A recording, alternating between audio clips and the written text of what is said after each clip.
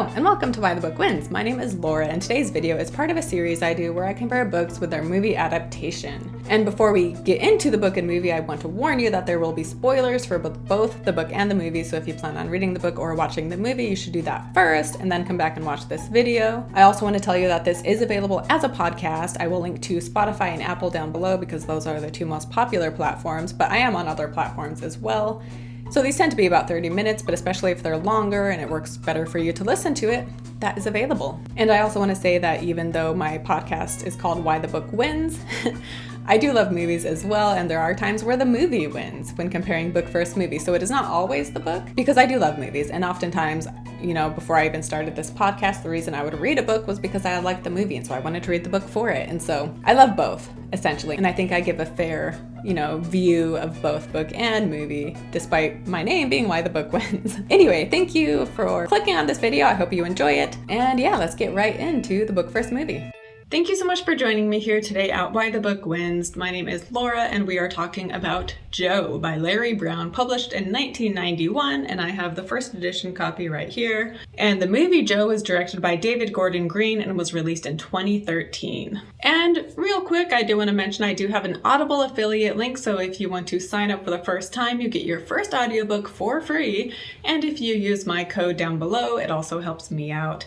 And that is audibletrial.com/whythebookwins. So I will link to it in the description if you guys want to use that. That would be awesome. And I did listen to this one as an audiobook. I went back and forth between reading it and listening to the audio. And I thought the narrator did a great job on this book. I forget what his name was, but great audiobook. And this movie stars Nicolas Cage and Sheridan, and I have covered both of them before. So I wanted to mention The Tender Bar, which is with Sheridan. It was released this year, so like 10 years after Joe. In Joe, he's like 17, so in Tender Bar, he's around 27. And Tender Bar was great. I loved that book, and the movie was pretty good too, and Sheridan was great, and he's amazing here in Joe. So yeah, if you're just wanting more Sheridan content, I will link to The Tender Bar. And then if you're wanting more Nicolas Cage content, I have done a book versus movie for A Matchstick Men, which is a fantastic movie. If you have not seen Matchstick Men, go watch it. And if you want even more Nicolas Cage content on top of that, I did a Nicolas Cage movie marathon type video where I watched 10 of his movies leading up to the release of Unbearable Weight of Massive Talent, and I documented my thoughts on each of the 10 movies. So I will link to that as well if you would like to check that out. So before getting into Joe, I wanted to talk about Larry Brown, and I specifically wanted to talk about the fact that, he didn't go to school to be a writer. I don't think he was even a high school graduate, but in his mid-20s, one day he was just like, you know what, I'm going to start writing. And he just figured that if he wrote enough for long enough, eventually he would write something that people were interested in. So I just thought that was really cool that he just did it. And I mean, Stephen King was the same, where he was working as a janitor and he just tried writing something. So I thought that was pretty neat. And I came across an article written by Jonathan Miles, who is another author, and he talked about Larry Brown because he had known him personally. And there was a section from this article that I really loved that really captures Larry Brown's writing. And now Joe is the only thing I have read from Larry Brown. However, in this article, what he describes very accurately describes the book Joe. So if you haven't read it, sharing this excerpt from this article will kind of give you a feel for the essence of Brown's writing and what the book Joe is like. Larry Brown wrote about human frailties. He wrote about people whose lives have come to feel stunted or unmoored and who find themselves unwilling or unable to resist perilous impulses. For sex, for alcohol, for violence, for numbness, for the kind of crazed love that doubles as a wrecking ball, even for art. He wrote about people in dire straits, emotional, financial, romantic, existential, who often chose, with varying levels of awareness, to make things more dire, to burn it all down in some cases, in others, just to feel a new kind of heat. Among Larry's many strengths as a writer, maybe foremost was a kind of negative capability. He never flinched. His characters flowed onto the page without dilution or filtering, their defects left intact, their confusions, bigotries, lusts, fears, cruelties, all the sediment of their weaknesses. That's one reason, aside from deadline glibness, that reviewers sometimes likened his stories to effects of moonshine. They burn, they bite, they leave a scalded sensation in your chest. Larry never sought for us to admire his characters or even to side with them, but he refused to let us scorn or pity them either.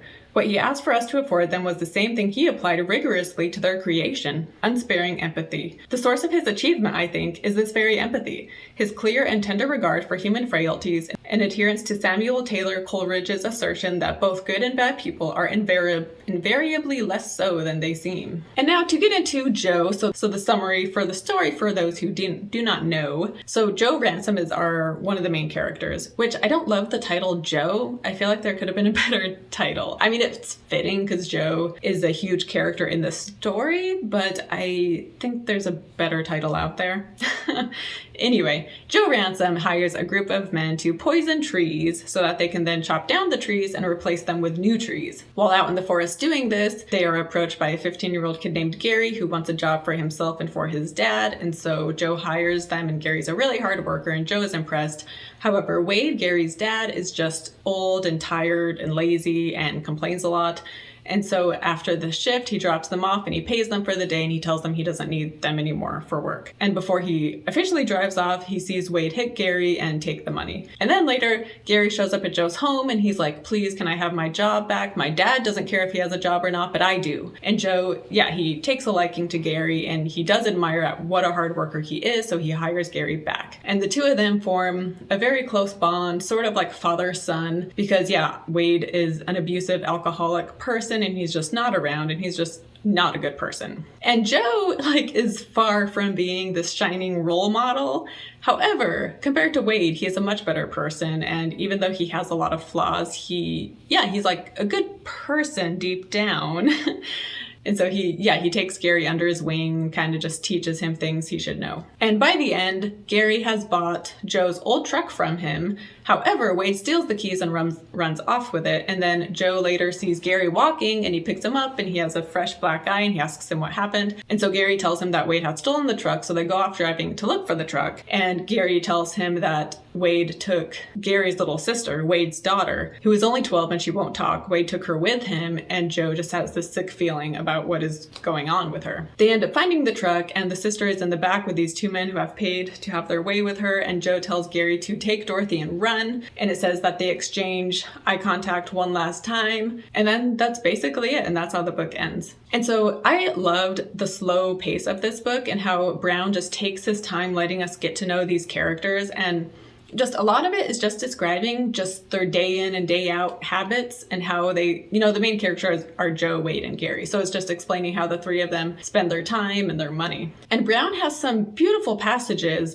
but then at the same time, his dialogue is just very simple and straightforward and very natural sounding. Like some writers will have these beautiful passages of dialogue, which as much as I love that and it's just so eloquent and beautiful, at the same time, that's just not realistic as to how people talk, especially nowadays. Whereas this, it just is so natural and sounds so real. Yeah, it's just a vivid, unflinching story about these gritty lives of people in the South, where, by the way, everyone seems to be an alcoholic. And if Joe were the standard hero, he would not drink and he would have healthy relationships. However, that's not the case. And he does not have a good relationship with his kids. He is divorced and he drinks constantly and he frequents brothels and he just, is not your standard hero.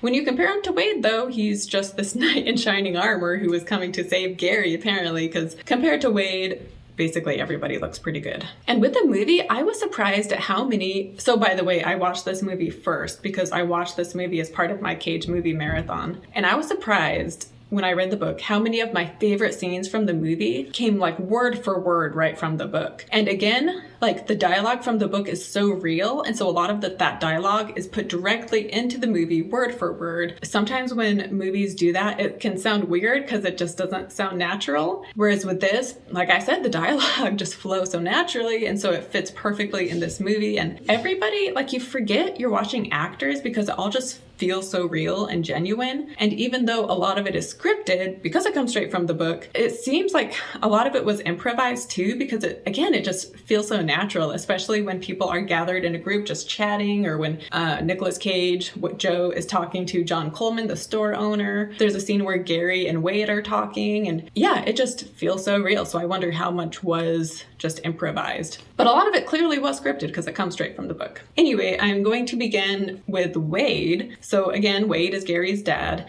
and we learned that he had actually lived in this town. So at the start of the book and movie, they are first coming to this town. And in the book, we learned that Wade is from this town. He lived here like decades before, and we find out that he and some other guys had killed a guy, and after that, he had left town. Some people in town still remember this, including John Coleman, the guy who owns the store, which, by the way, his character, we learn more about him in the book. In the movie, he's not a big role at all. But anyway, John Coleman remembers what Wade had done, and so he tells Joe about it. But then there's a scene later where Joe is like watching Gary walk away, and he's thinking how, you know, with Gary, it doesn't matter what his dad did. Like, what matters is what Gary chooses to do, not judging him for what his father has done, you know? And this is juxtaposed later on when Gary is working for someone else, and he's a hard worker, obviously, and so he's doing a good job. But at the end of the shift, the guy realizes who Gary's dad is, and he's just very cold and rude to him. And in both book and movie, Wade is just a violent, abusive alcoholic and just like an evil person, really. And the movie leaves out the fact that he had killed men in that town when he lived there earlier. However, both book and movie have the scene where he approaches another homeless man and kills him to get the alcohol and whatever change is left on his body. And wow, this scene in the movie,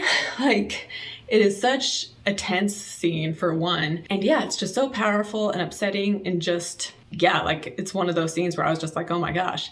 And yeah, it comes straight from the book. Like a lot of the dialogue that Wade has with this guy, like it's word for word from the book. So I was surprised and impressed. Also, the movie leaves out a scene before this where Wade, early on, he gets arrested for being like drunk and disorderly, and he goes to court and he is fined, but he can't afford to pay the fine. So then he stays in jail and he's part of a work gang to work off the fine. However, he pulls like a cool hand Luke escape when he's out on the work gang because he like comes up with some reason to have to go to the truck, and then he goes to the truck and I guess the keys are in there and he just drives it away. And that's how he escapes. And like he doesn't have an address and he's kind of this like undocumented person, and so he just gets away with it. And with Wade's family, so in the movie we see that, you know, he has a son Gary and a daughter Dorothy and his wife, but in the book there were even more kids. So when they first come into town, it is Wade, it is Gary, Dorothy, and another sister named Faye. And Faye is older than Gary. And she, you know, talks back to the dad and stands up to him. And there's a part where she even beats him. However, around the halfway point, she is talking to her mom.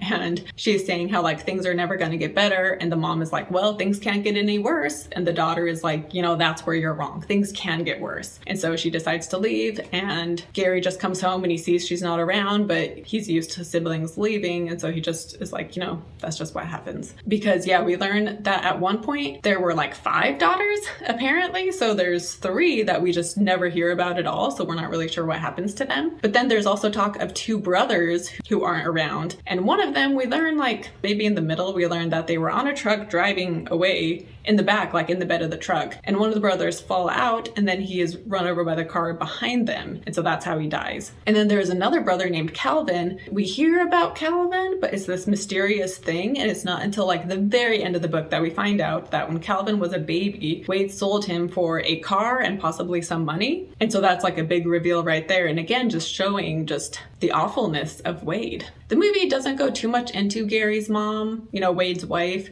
She seems pretty out of it in the scenes we do see. But in the book, we see her a bit more. She still is a big character though, but she definitely does seem kind of delusional. And there are scenes where she like, it doesn't seem like she knows where she's at and she's just like, she really is just delusional. Although we have other scenes where she is a bit more coherent. But there's a really sad scene where she is talking about having a dream about Calvin. And it's kind of, I mean, it's sad in the moment, but then when you find out what happened to Calvin, it's like even sadder. But before I move on, I want to talk about Gary Poulter, who played Wade. So David Gordon Green, for this movie, he hired a lot of locals. And Gary Poulter was actually a homeless alcoholic. This was filmed somewhere in Texas. The book takes place in Mississippi. But anyway, so this is filmed in some town in Texas. And Gary Poulter, I guess, auditioned for the role and he got it. And he is incredible as Wade. And I guess part of the reason he is just so amazing in this role is because his own life experiences like weren't that far off from Wade's experiences, because they're both basically homeless alcoholics. And then he was found dead 2 months after the release of the movie. And so it's just really sad. Like, he gives an amazing performance, but the fact that Wade's life wasn't too far off from his own life is just sad. And then the fact that he died is just really sad. I mean, he gives a great performance, but yeah, when I found that out, I was just like, oh man, it's depressing. But moving on to Willie, who is another just terrible person. So in the book and movie, the first time we see Willie is when he ambushes Joe. Joe is leaving a house and Willie shoots him. And in the movie, from there, we see him cleaning off the rifle, and then he stops at a bridge and throws it over the bridge. And Gary and Wade are there, and they see him. And so Gary walks up, and he's like, hey, can you give me and my dad a ride into town? And Willie says that yes, he can. And then from there, they're just talking back and forth. And Willie is drunk, and he's just kind of rambling, saying things that don't fit the situation and just kind of being weird. And then he suddenly asks Gary about his sister, which he's never met Gary's sister, but he's just like being weird, asking if he has sisters. And from there, just things escalate quickly because Gary is bothered that he's asking about his sister. And so then they start getting in a fight, and Gary gets the upper hand. And so he like punches Willie, and then he and Wade walk off. Whereas in the book, Gary meets Willie on the bridge, and he asks him if he can give him and his dad a ride. He says yes, and then he gives him a ride. And so they're in the car, and Willie and Wade are just really hitting it off as they're getting drunk driving, just talking about whatever, and Gary's just kind of sitting there. So that's different in book and movie. Willie is beaten up on a bridge in the book. However, that's Joe. Joe comes across him on a bridge, and they have this confrontation, and Willie is just kind of being a jerk as always, and he's like claiming he wants to let bygones be bygones and is just being Willie, and so Joe beats him up. There is a confrontation between Willie and Joe in the movie. However, it takes place in a bar instead. And also in the movie, when they have this confrontation in the bar, Willie is asking Joe about Gary, whereas in the book that wasn't a thing. Like, he wasn't asking about Gary, because in the book Gary didn't beat him up. So, and to talk about Gary, so he's a character where like your heart just goes out to him like the minute you meet him. He deserves any good thing that comes his way, right? Because he's just so sweet, and you just feel for him right away, and he's just so innocent and endearing, and he wants to provide a better life for him and his mom and his sister. And in the book and movie, Joe talks about how Gary is like the hardest worker he knows. And that scene I mentioned earlier where Gary is working for another guy, the one who like turns on Gary when he finds out who his dad is, when he's doing that work, he's working alongside this other kid or guy, I don't know how old he is, but the other guy makes some comment about how like he doesn't really need the money or something, and just Gary being in that situation where like he does need the money. And the bond that Gary forms with Joe is just so heartwarming, especially in the movie. And in both book and movie, we have the scene where he goes with Joe so that to help Joe find his dog. This scene, it's great in both book and movie, but I think it does play even better in the movie, partly because Cage and Sheridan are just so incredible, and there's just more scenes of them just like having a good time. And in both, Gary is drinking beers with him. Like, he asks him if he could buy a beer off Joe, and, Joe's like, you don't need to buy one, you can just have one. So again, not setting a great example because they're both driving around drinking beers. But anyway, in the book, when Gary drinks beer, because this is his first time ever having alcohol, and in the book it says, he understood now what the old man was after on all those nights and weekends and weeks sometimes, what he went for and what he wanted to feel. Nothing mattered now. He knew it the first time he meant it. And when I read that part in the book, I was just like, no, like, Gary, like, don't do it. Don't become an alcoholic. Don't go down that path. But like, every character in this book, though, is an alcoholic. I mean, they're not bad people. They're not all like Wade or Willie. Like, everybody in this book apparently drinks first thing in the morning. They drink while they're driving. They drink while they're at work. They're just always drinking. But anyway, that part in the book, I was just like, no, like, you're so good. Like, don't ruin it with becoming an alcoholic or something. Because obviously it's in his genetics. But anyway, in the book, also one reason why I just didn't love this scene as much as I had in the movie is because at the end of the night, Joe takes him to a brothel and pays a woman to take his virginity. And in this scene, we just see how naive Gary is. And we also learned that not only has he never brushed his teeth, but he doesn't even know how to brush his teeth. But this woman is described as being really young, which if she's underage, that's just super depressing and sad. But if she is like an adult, that's also just weird. Like, he's only 15, he's underage, that's just kind of gross. So I just wasn't feeling that scene, and maybe I'm being too particular about it, but I don't know. I just didn't like the scene, and I felt like it could have been cut out. But I get this is a coming of age story, and for boys, sex is a big part of coming of age. I just didn't love it, and I found it unnecessary, and I was glad the movie did not have that part. And in the movie, there are two scenes where Joe goes to the brothel. The first time, he doesn't stay long because their dog is there and it's barking at him like crazy, and he really dislikes this dog.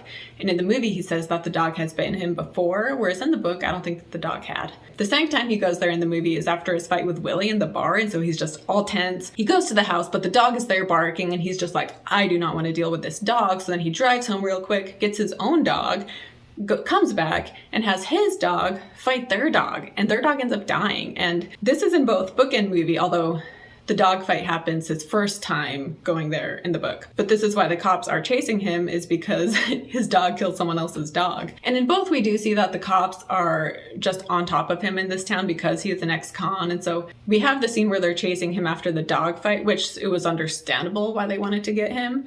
But that's just a great scene in the movie. I loved it. And then there's also another scene after he gets his new truck and the cops pull him over for like literally no reason, just because they're always harassing him because they know they can. And that's also a fantastic scene in the movie. Both of those scenes were in the book, but in the movie, I just felt more tense, especially from his interaction with Willie in the bar up until he goes to jail. Like those like 10 minutes-ish right there, like it was a tense 10 minutes. Whereas in the book, I don't really remember feeling like on edge. But yeah, the dogfight scene in the movie especially, I was just shocked by. It doesn't show it, and it's like really shadowy and dim, but yeah, I was pretty shocked by that part. And in the book, I don't know if he says this in the movie, but in the book he talks about Gary, how unfair the legal system is because the rich people can get away with whatever they want because they can pay off all the judges and sheriffs and whatever. And so it's the poor people who end up, getting the brunt end of things. And to talk about Joe some more, so he is definitely a great character, as I said, and even his job is a legal gray area because it's illegal to chop down the trees. But the companies don't want these trees. They're no good. They want different trees that they can actually use. And since they can't cut them down, Joe comes in and poisons them, which cause them to die, which then make it okay to cut them down. So it's this like loophole kind of thing. So I just thought that was interesting symbolism. But I also wanted to mention a great scene when Joe gives Wade a lift. And in the movie, like right from the start, they haven't even started driving yet. Wade starts talking crap about Gary. And Joe grabs him and he's like, hey, like Gary's a good kid. And if I hear anything has happened to him, like I'm going to kill you, basically. And then he tells him to get out of the car. In the book, he gives Wade a lift and he actually drives him almost all the way home. And they're like approaching the home. And then Joe gets annoyed by Wade. And so he tells him, like just get out. And Wade is like, what? We're not even at my house. And he's like, I don't care, get out. So he has a confrontation with him of sorts, but it's more dramatic in the movie. And in the movie, they do make a bigger thing of Joe's repressed anger, and he even has this whole monologue about how restraint is how he's been able to stick around long enough because he keeps himself from doing the things he wants to do. And we see that in the book, but it definitely seemed to be highlighted in the movie. And then with Joe's family, early on in the book, we see him going to like some business and he's talking to a woman there and he's trying to take her out to lunch and she just isn't interested. And we later learn that this was his ex-wife. And then his daughter comes to visit him and she is pregnant. And so they have like a good visit. However, Joe's like sort of girlfriend walks into the room and the daughter is disgusted because she's like, she's the same age as me. We graduated the same year, or we were in the same class in high school. And so she's just disgusted that her dad is dating someone so young and she storms out. And in the movie, there's a scene near the end where he's at a stoplight and the car next to them, there's a woman and they exchange a look. And the woman has a look of like maybe almost guilt, whereas Joe looks at her in maybe more like contempt. Like right after that, there's a scene where he's talking to a sheriff and the sheriff says like, I heard you have a new grandbaby. And Joe like doesn't even realize. And he's like, oh, really? And so my first time watching that movie, I totally missed that. I totally forgot that he had a family. Like I didn't even catch it. And so even though they show that he does have a family, he doesn't have a relationship with, it definitely, shows it more so in the book and more detail in the book. Also in the end, near the end, his wife comes to his house and she's telling him how like he should go visit his grandbaby. But then she's also kind of there because, she wants to have sex with him. So they have sex. Which, by the way, in the book, it's talked about multiple times how Joe, like, he'll tell people that, like, he's too old to have sex or, like, he has a hard time. He's only 43, by the way. He's not old, but then he does have sex with his wife as well as this lady he meets at the very end of the book. But even when he goes to the brothels, like, you never see him have sex there. So in the end of the movie, like I said, Joe forms this very close bond with Gary, and in the movie, it just felt even more powerful and strong, and there's even a scene at the end where, so Wade steals Gary's truck, and he hits him, and so Gary goes to Joe's house, and he's talking to Joe, telling him what happened, and he's just really upset, obviously, and Joe tries to comfort him, and Gary is resistant, but then they end up hugging, and Joe even calls him son, and he tells him, like, you and your mom and your sister, like, you guys come stay here, you can live with me. And this is a huge deal, because Joe is a very selfish character, and he always seems to keep people at arm's length, like Connie, for example, like these people who want a relationship with him, but he resists it. And then, so him opening up and allowing Gary and his family to live with him is a huge deal. But when he offers this, Gary then tells him that Wade took Dorothy. And so this is when they drive out to go find his truck and to save Dorothy. And then, yeah, so it was a sacrifice of him to offer them to live with him. And then obviously in the end of the book, the movie, he makes the ultimate sacrifice by dying to save their lives. But in the movie, so they find Wade and Willie and this other guy, and he kills Willie, which, by the way, like, Wade is a terrible person, and then Willie too, he's just awful. And so seeing him finally die, you're just like, thank you. So he shoots Willie, but then Joe is shot by this other guy who we are meeting for the first time. Joe had let him go, which was a bad call because then the guy shoots him. Joe shoots him back, so that guy dies, but now Joe is like dying. And he walks over to the bridge where Wade is, and he tries shooting Wade, but he misses because he can't see straight. And then from there, Wade jumps up on the bridge and jumps off, and then Joe dies. And then the movie ends when Gary comes back with the police, and he's able to see Joe one last time. And then from there, we see Gary with Joe's car and his dog, and he's starting a new job with a guy who had known Joe. Whereas the book ending, like I said, Gary doesn't go to Joe's house. Rather, Joe comes across Gary walking in the street. And when he finds Gary, he is driving back from, like I said, he had spent the weekend in this other town with this woman he had met at a bar. And I wanted to talk about that a bit more because he meets this woman at a bar, and then he wakes up the next day and he doesn't even remember what she looks like. And he finds a note where she's saying that she's going to be back at a certain time. And he's like, I want to get out of here before she gets back. However, she pulls up right in that moment. And then he ends up sticking around the whole weekend, and they have this great weekend together. And she's divorced, and he's thinking how could anyone let a woman like this go? She's amazing. And I just thought it was interesting that he has this amazing weekend with this woman right before he dies. It seems meaningful in some way. But anyway, we don't actually see him die in the book. Like I said, it says something about how they see each other for the last time. And then from there it ends, and we go to an epilogue, and we see Gary with his mom and sister. So it appears that Wade is also dead, and Joe as well. But it's definitely not quite as emotional or dramatic as the movie was. And then just some quick things I want to mention before I wrap this up. So in the book, there are multiple scenes just with death. For example, you have the deer, which that's in the movie, where he helps them skin the dead deer. Not that symbolic. I don't know, maybe it is. But then when he picks Junior up for work at one point, there's a guy who had died and they are taking him away. And then another time he's walking in where he had been helping with the deer, and he walks in, and one of the guys who hangs out there is blind, and he sees the blind guy and a woman on the floor who is dead. And he just walks out and acts like he was never there. It creates an ominous feeling throughout the book, which the movie definitely, with the soundtrack, the score, that definitely gives you an ominous feeling and foreboding feeling throughout the whole movie. But also, like I said, in the book and movie, Wade works for Joe for one day, and it does not go well. And in the movie, Wade gets in an argument with Junior, and that's part of the reason why he's fired. Whereas in the book, Wade never gets in a fight with Junior. But there's also a part in the movie when he's at work where all of the guys on their lunch are all hanging out and talking, and Gary's with them. But then we see Wade and how he is purposefully isolating himself from other people. And then I didn't really mention Connie, but she is the young woman who comes to stay with Joe, and she wants to have a relationship with him, like I said, but he just keeps her at a distance. And in the end of the book, he sees that she has left a note, but he doesn't even bother to read it. He's just kind of whatever. And he doesn't really care that much. Whereas in the movie, he reads the note and then he even calls her up later. However, things end up happening and he never sees her again. But one difference too with Connie is that when Gary shows up asking for a job again, Connie says something about him having a black eye, and Joe is like, yeah, his dad did it. I saw him. And Connie says, you just watched it happen. You didn't do anything. And Joe says, I can't get my hands dirty in every little thing. And then she retorts something how, you should be a man and do something. And then Joe says, don't fool yourself too much about me, because she clearly is wanting him to be something that he's not willing to be. At least he's not willing to be it for her. Whereas in the book, she says something about Gary's black eye, and Joe just doesn't say anything. And to wrap this up, book versus movie. The book was not as much of a gut punch as the movie was, and that could partly be because I saw the movie first. I will say that when I watched the movie for the first time, early on, I had the feeling that Joe was going to die in the end. However, it was still just such a tense, heartbreaking movie, and it ends on a hopeful note. But yeah, so me guessing what would happen to Joe didn't take away from the experience. I do remember, though, watching the movie for the first time, there were things I wished we had more background on.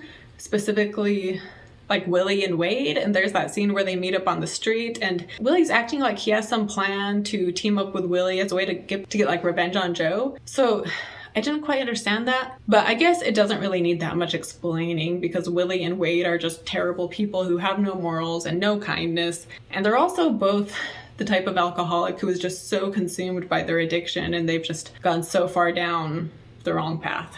But anyway, I did love the book. I would give it 4 stars, whereas the movie, I would give 5 stars, partly because, I mean, it's just like a powerhouse of a film, and the performances by the main cast are amazing, but also the smaller actors too. Like, everyone is amazing, and it just feels so real and so natural. And yeah, it's more tense than the book was, I thought. And more heartfelt as well. And yeah, it's incredible. And more people should be talking about this because Nicolas Cage just gives an amazing performance here. Like, he is incredible. So is Ty Sheridan, so is Gary Poulter. The guy who plays Junior is great. Even the guy who plays John Coleman, which that's a very small role. But again, his scenes where he's chatting with them, it just feels so natural. Anyway, the movie wins when it comes to Joe. You guys should definitely check this one out. I hope you guys enjoyed this episode. Let me know what you think. Don't forget to subscribe and to like this video. Thank you so much for watching. Bye.